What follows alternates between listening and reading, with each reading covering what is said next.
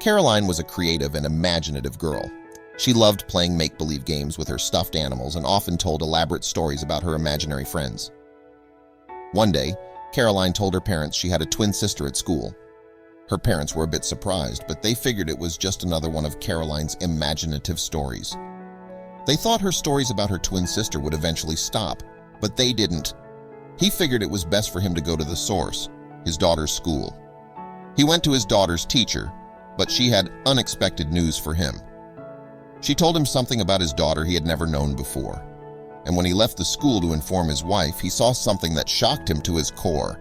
John couldn't believe his eyes.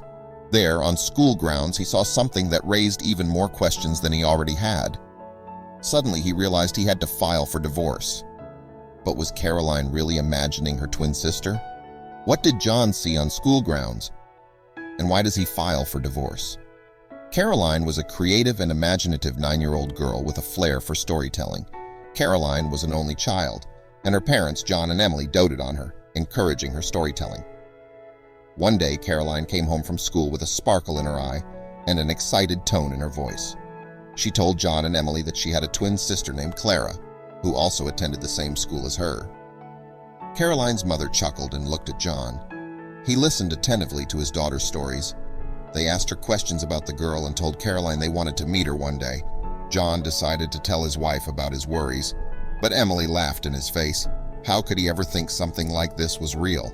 But John explained, what if there really is a girl in her class that looks a lot like Caroline, and she is feeding her these strange stories?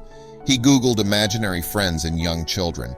Maybe there was something else going on, and Clara was just a coping mechanism.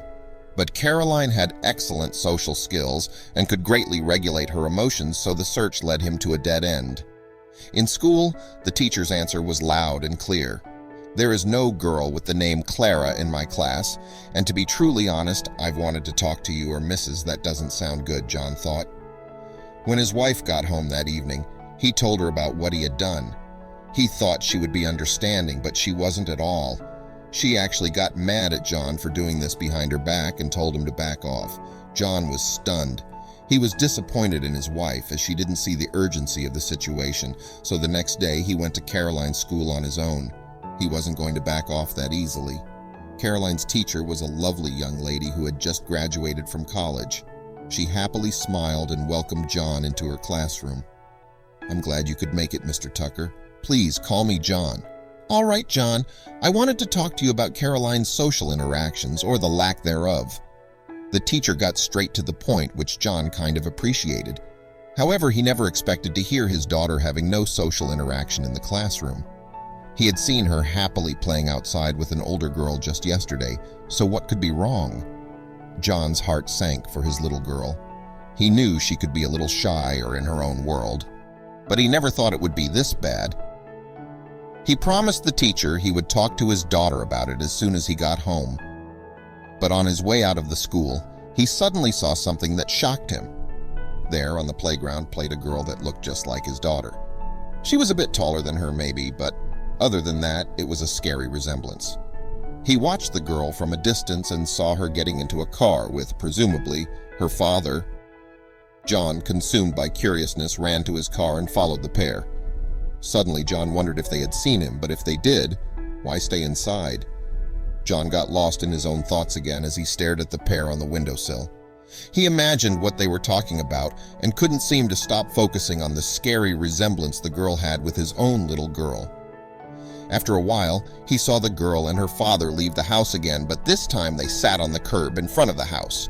He started his car, ready to drive home, when suddenly the girl dropped her scooter and jumped up and down in the air. John saw 2 headlights coming their way and figured it was probably the mom arriving home. At first, he didn't want to give it too much attention, but then he noticed something. He had seen that car before. In fact, that was the same car his wife had, and then he looked at the number plate. John couldn't believe his eyes.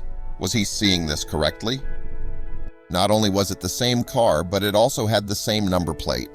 What was his wife doing here? This was too much to wrap his head around. He watched in shock as his wife stepped out of the car and hugged the little girl tightly.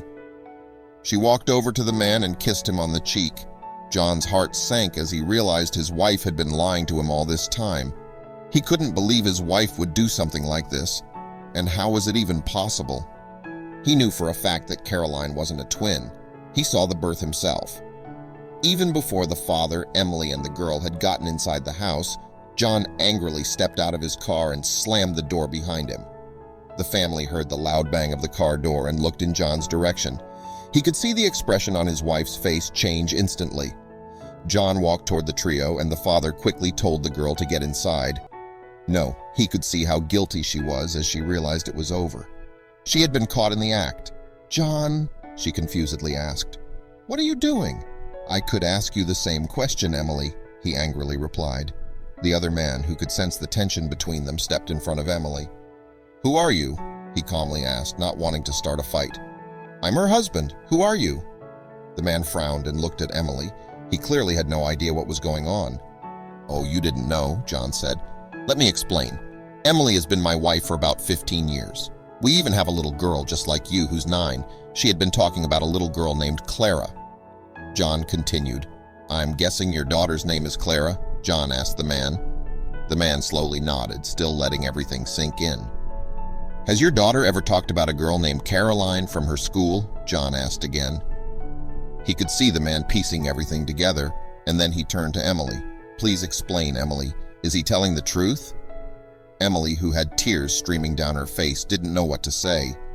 He could read the guilt off her face and knew John was telling the truth. Apparently, the man named Tom and Emily had been together for 20 years.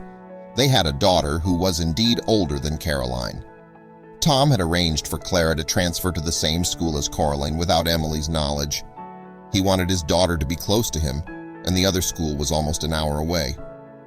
Emily could spend so much time with John and Caroline because she had told Tom she worked a remote job. She had told John the same, but now they realized that she actually went to the other family every time she went on a work trip. Emily had desperately tried to transfer Clara again, but she had made a lot of friends and didn't want to move. Deep down, Emily had known the truth would come out eventually, and it had happened sooner rather than later now that her daughters attended the same school. John returned home and hugged his little girl, who was asleep in her bed. He felt torn on what to do as he didn't want his daughter to grow up without a mom. But right now he felt so betrayed by Emily he couldn't even think about speaking to her on short notice.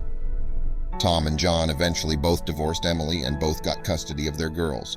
They stayed in contact, and the girls formed an amazing bond with each other.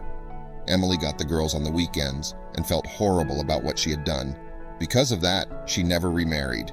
The end.